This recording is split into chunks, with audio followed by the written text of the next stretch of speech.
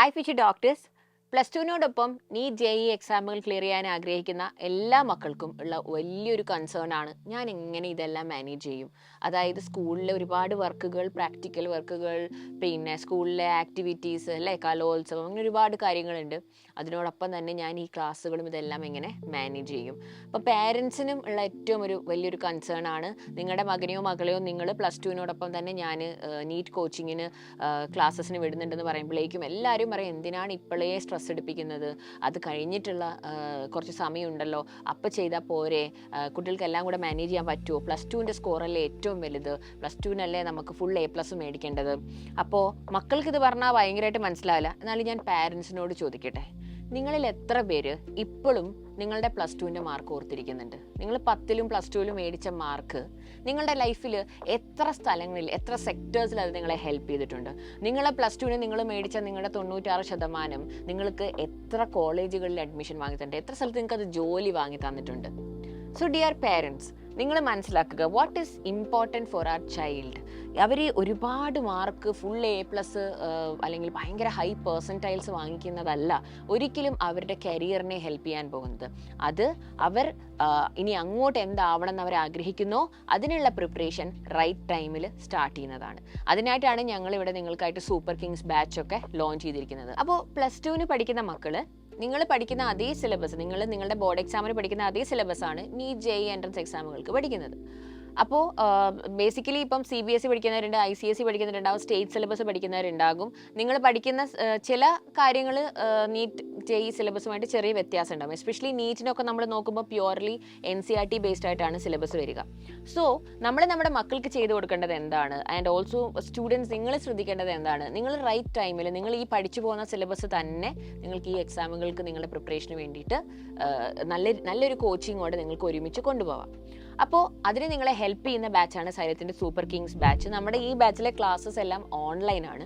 അപ്പോൾ നിങ്ങൾക്ക് ഓൺലൈനായിട്ട് തന്നെ നിങ്ങളുടെ സ്കൂളിലെ ആക്ടിവിറ്റീസോ കാര്യങ്ങളോ ഒന്നും മിസ്സാക്കാതെ തന്നെ നിങ്ങൾക്ക് വീട്ടിൽ നിങ്ങളുടെ കംഫർട്ട് സോണിൽ ഇരുന്നു കൊണ്ട് ഈ ക്ലാസ്സുകൾ കണ്ട് ഈ ബാച്ചിൻ്റെ ഭാഗമാകാൻ പറ്റും. ഇവിടെ നമ്മുടെ നീറ്റ് എക്സ്പേർട്സ് ആണ് നിങ്ങളെ പഠിപ്പിക്കുക. ആൻഡ് നിങ്ങൾക്ക് നമ്മുടെ സ്റ്റഡി മെറ്റീരിയൽ, നമ്മുടെ DPPs ഇതിലേക്കൊക്കെ ആക്സസ് ഉണ്ടാകും. അപ്പോൾ നിങ്ങൾക്ക് അതൊക്കെ യൂട്ടിലൈസ് ചെയ്ത് പഠിക്കാം. കാരണം കോമ്പറ്റേറ്റീവ് എക്സാമുകളിൽ നമ്മളെ സ്കോർ ചെയ്യാൻ ഹെൽപ്പ് ചെയ്യുന്നത് എന്താണ്? നിങ്ങൾക്കറിയാം, നീറ്റിലൊക്കെ ഈ പ്രാവശ്യം നടന്ന കാര്യങ്ങളും ഒരുപാട് ഇഷ്യൂസ് ഉണ്ടായിരുന്നു. അതിനൊക്കെ നമുക്ക് സൊല്യൂഷൻസ് ഉണ്ടാകും. അപ്പോൾ വരുന്ന വർഷം എക്സാമിൻ്റെ പാറ്റേണിൽ വ്യത്യാസം ഉണ്ടാകാം, സിലബസിൽ വ്യത്യാസം ഉണ്ടാകാം, ആൻഡ് ഓൾസോ കണ്ടക്റ്റിംഗ് ബോഡി തന്നെ മാറിയേക്കാം, ചിലപ്പം ഓൺലൈൻ എക്സാം ആയേക്കാം, അങ്ങനെ ഒരുപാട് കാര്യങ്ങളുണ്ട് അല്ലേ. അപ്പം ഈ എക്സാമുകളിലൊക്കെ നീറ്റിലൊക്കെ ഏറ്റവും കൂടുതൽ ഇമ്പോർട്ടൻ്റ് ആയിട്ടുള്ളത് നമുക്കുള്ള കുറേ തിയററ്റിക്കൽ നോളജ് അല്ല, ബിക്കോസ് ഒരിക്കലും അതൊരു ഡിസ്ക്രിപ്റ്റീവ് പേപ്പർ അല്ല. നീറ്റൊക്കെ ക്ലിയർ ചെയ്യാൻ ഒരു കുട്ടിയെ ഹെൽപ്പ് ചെയ്യുന്നത് അവർ എത്ര ആക്യുറേറ്റ് ആയിട്ട്, എത്ര ഫാസ്റ്റ് ആയിട്ട് കറക്റ്റ് ഓപ്ഷൻ ആ ഒരു 4 ഓപ്ഷൻസിൽ നിന്നും ആ ഒബ്ജക്റ്റീവ് ടൈപ്പ് ക്വസ്റ്റ്യനിൽ നിന്നും സെലക്ട് ചെയ്തു എന്നുള്ളതാണ്. നീറ്റിനൊക്കെ ടോപ്പ് റാങ്ക് വാങ്ങിച്ചിട്ടുള്ള ഏതൊരു ടോപ്പേഴ്സിൻ്റെ ഇൻ്റർവ്യൂ എടുത്ത് നോക്കിയാൽ അവർ പറഞ്ഞിട്ടുള്ള കാര്യമാണ് ഞങ്ങളെ സ്കോർ ചെയ്യാൻ ഹെൽപ്പ് ചെയ്തത് ഞങ്ങൾ എഴുതിയ മോക്ക് എക്സാമുകളാണെന്നുള്ളത്. അതായത് നിങ്ങൾ എത്രമാത്രം ക്വസ്റ്റ്യൻസ് പ്രാക്ടീസ് ചെയ്ത് നിങ്ങൾ മോക്ക് ടെസ്റ്റുകൾ എഴുതുന്നോ അത് നിങ്ങളുടെ സ്കോറിനെ ഒരുപാട് ഹെൽപ്പ് ചെയ്യും.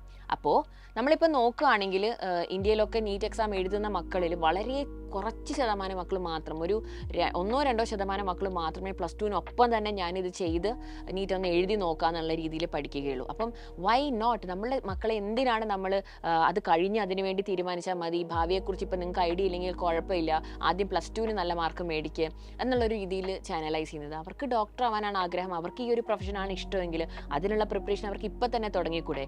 സോ പ്ലസ് ടുവിനോടൊപ്പം തന്നെ അവർ ആകെ ചെയ്യുന്നത് എന്താണ്? ഈവനിങ് ടൈമിൽ അവർ കുറച്ച് ക്ലാസ്സുകൾ അറ്റൻഡ് ചെയ്യുന്നു, പ്ലസ് അവർ കുറച്ച് ക്വസ്റ്റ്യൻസ് ചെയ്യുന്നു. അതുപോലെ നമ്മൾ റെഗുലർ ആയിട്ട് നടത്തുന്ന നമ്മുടെ ഗ്രേറ്റ് ഇന്ത്യൻ ബാറ്റിൽ എന്ന് പറയുന്ന ഓഫ്ലൈൻ ആയിട്ടുള്ള എക്സാം ഉണ്ട്, നീറ്റിൻ്റെ അതേ പാറ്റേണിൽ നമ്മൾ നടത്തുന്ന എക്സാം.